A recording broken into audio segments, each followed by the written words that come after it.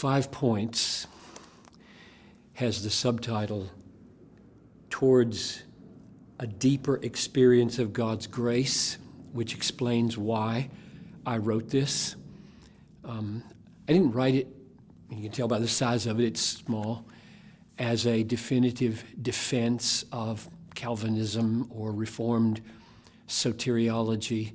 I wrote it because in my experience, and the people of my church and hundreds of people that I've known over the years, to understand how God saves us gives us a deeper experience of God's grace.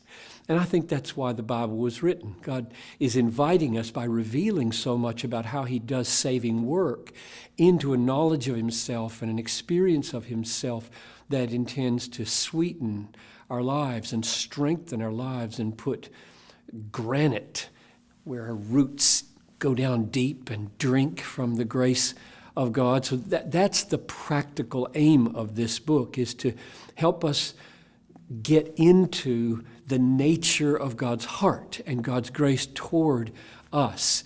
And that's why I think these doctrines called the 5 points are there. And just in brief, it's depravity and how broken and dead and blind and deaf I am apart from God's grace.